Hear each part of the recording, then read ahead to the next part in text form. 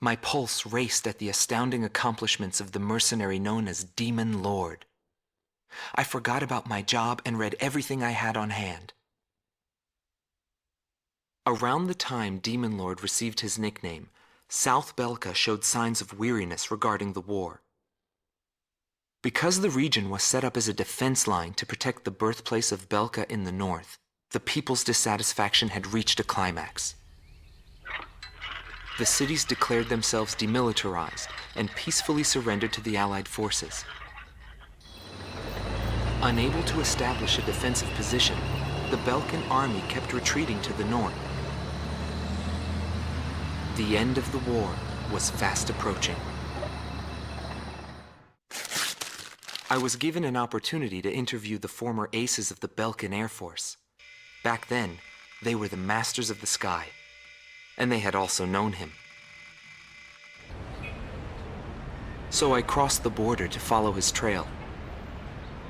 I wanted to capture the war and the Demon Lord from their point of view, to capture the voices of those who were there.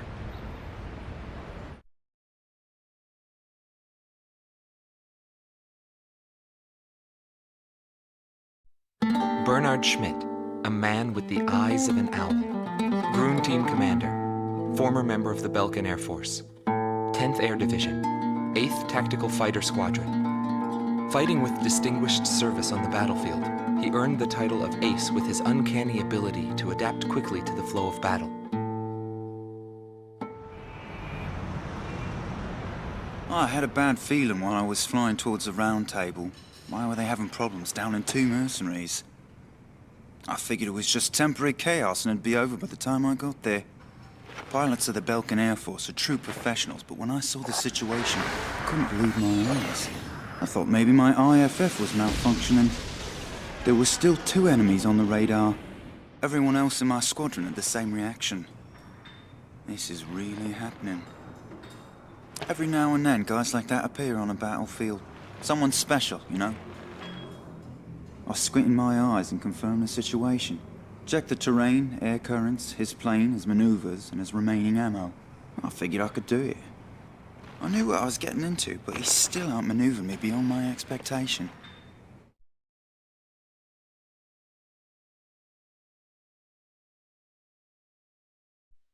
Gelb Teams Number 2, former member of the Belkan Air Force. 5th Air Division, 23rd Tactical Fighter Squadron. Rainer Altman. He flew the skies of Directus during the capital's liberation, and he's still there to this day. I met him above this very sky. I can still hear the sound of the missile alerts from that day. I received an order to fly to Directus on my way back from an intercept mission on the southern defense line. The order itself wasn't unusual. We kept being deployed from one mission to the next without receiving even the basic maintenance. But the situation was the same all around. We were late reaching the operational space. The station squadrons had already retreated, and warning bells were going off in the city. And the people were looking up to his plane, high above the sky. He pursued me relentlessly. As soon as I thought I'd shook him off, there he was again. The never-ending sound of the missile alerts put fear in my heart for the first time.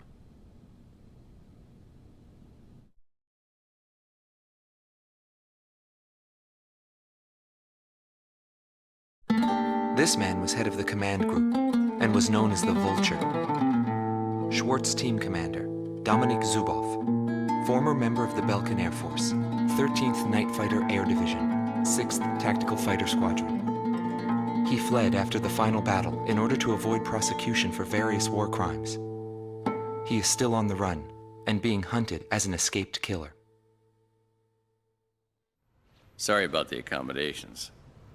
Goes with the business. I'm not active during the day. Back then I was a shadow assassin, an escapee killer. Given the order, I'd even shoot down my own comrades. I received an order to take down deserting craft on that day. was a typical assignment. But something unexpected happened. My target was no new recruit, but a top ace of the Belkan Air Force. And he just had to go and run straight into the chaos at the round table. The man was sharp, just like the rumors. But that wasn't the problem. The problem was that the mercenary team of Solo Wing and him were there. Thanks to them, I lost my target. I figured the least I could do was take them down in return. Of course, that was where my luck ran out. Every time I flew with him, his skill stood out. He was unstoppable. It didn't matter where the battlefield was. The man had complete trust in his own powers. He was born for battle, a demon lord who struck down all opposition. He paid no heed to the troubles of those who flew with him. Before long, everyone had taken notice of him. More and more would show up to watch him go off on sortie. Mercenaries or maintenance crew, it didn't matter. People wanted to burn his image to their memories. Hell, they weren't the only ones.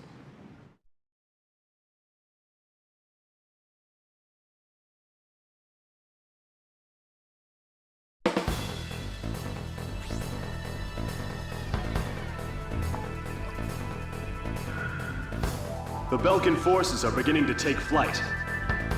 The industrial city of Hoffman is crucial to the enemy's industrial strategy and the heart of its war productions. The Allied forces have decided that all Belkan war production must be stopped to expedite the end of the war, and has requested our participation in this operation. The operation will primarily involve the bombing of ground facilities by the Allied forces' bombers. Your mission is to support those bombers and attack enemy facilities. We have achieved near total air supremacy over the target area, but don't let your guard down. There may still be sporadic resistance.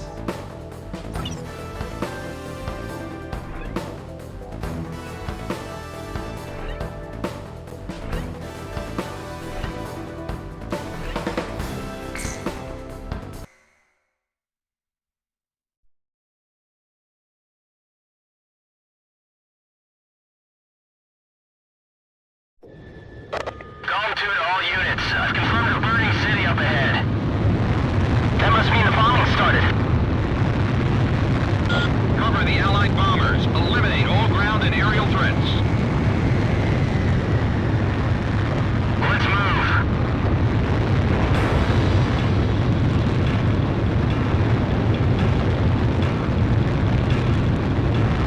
To all bombers, remove Belkan's ability to counterattack.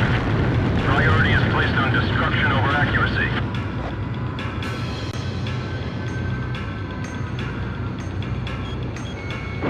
Initiate bombing sequence. Bravo!